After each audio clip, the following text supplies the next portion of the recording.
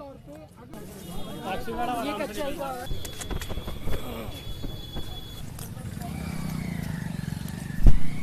प्रवेश वर्मा जी आए थे, अभी निरीक्षण करके गए हैं। बोल रहे हैं कि कमेटी हमने बना दी है, जेई को सस्पेंड कर दिया है।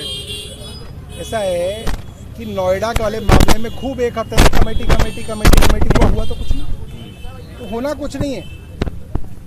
आप सब लोग देखिए कि सामने वो गड्ढा है जहां पे वो लड़का, उसकी बाइक, उसकी लाश मिली है। आरोप ये लगाया गया है कि यहाँ पे बैरिकेडिंग नहीं थी, सुबह सुबह ये बैरिकेडिंग की गई है। ये सीसीटीवी कैमरा लगा हुआ है यहाँ पे, B1C3A जनकपुरी पर सीसीटीवी लगा हुआ है। क्या पुलिस को इसकी सीसीटीवी लेने में इतने टाइम लग गया? पुलिस ये सीसीटीवी ले और इसको बताए कि क्या हुआ था यहाँ पे रात को। ये सुबह सुबह बैरिकेडिंग किसने लगाई है, पूरे के पूरे क्राइम सीन को किसने ड्रेसअप किया है, ये तो ये लोग बता देंगे।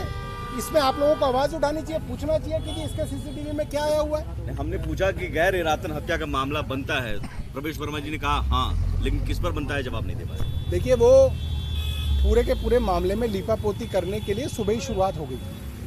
जब मंत्री खुद यहाँ पे आ गए और उन्होंने बोला कि नहीं जी, सारे के सारे जो थे बैरिकेडिंग वगैरह सब कुछ थी। जब सारी बैरिकेडिंग थी तो बाइक कैसे आ गई, हवा से आ गई, उड़ के आ गई, कैसे आ गई? तो लीपापोती तो मंत्री ने खुद ही करनी शुरू कर दी। जब मंत्री ने ही लीपापोती कर दी तो डिपार्टमेंट क्या करेगा? जो मंत्री ने कहा वो डिपार्टमेंट लिख देगा। सर, एक चीज है जो कमल का जो दोस्त बता रहा था कि हम कई थाने में गए और सीसीटीवी फुटेज थे, लोकेशन को डिलीट करा दिया पुलिस ने, तो पुलिस की जो थ्योरी है उस पर सवाल उठते हैं। देखिए, पुलिस का तो पूरा का पूरा जो कंडक्ट रहा है वो सवालों में है। जब उसका फोन ऑन था तो जाहिर सी बात है पुलिस के पास लोकेशन थी। पुलिस के पास लोकेशन थी तो रात को क्यों नहीं शेयर की गई, शेयर करके क्यों डिलीट कर दी गई? और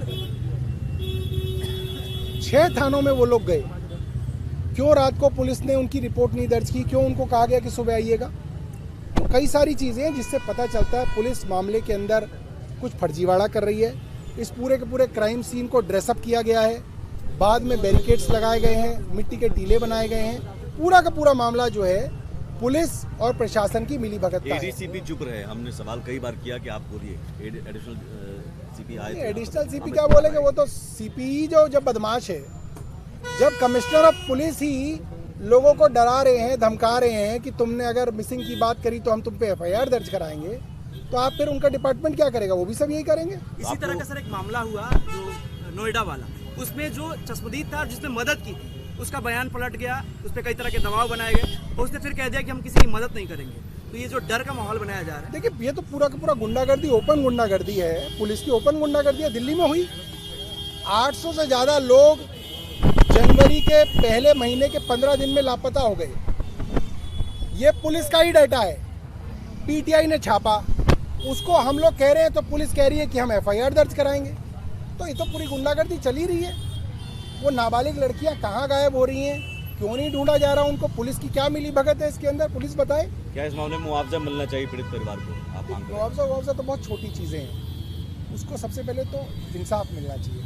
मुआवजा तो ये भारतीय जनता पार्टी वालों को देते हैं। 100 से ज़्यादा लोग मारे गए पिछले 1 साल में, कहीं पे डूब कर, कहीं पे जल कर, कहीं पे बिजली के तार से करंट लगकर, कहीं पे दीवार गिरकर, 100 से ज़्यादा लोग। इन्होंने मुआवजा किसको दिया? भारतीय जनता पार्टी के कार्यकर्ता को मुआवजा दिया, उसकी बीवी को नौकरी दी।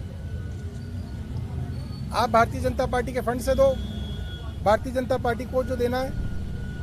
अगर आप दिल्ली के टैक्स पेयर का पैसा दे रहे हो तो सबको दो, सबको नौकरी दो। तो इन लोगों से कोई उम्मीद नहीं है।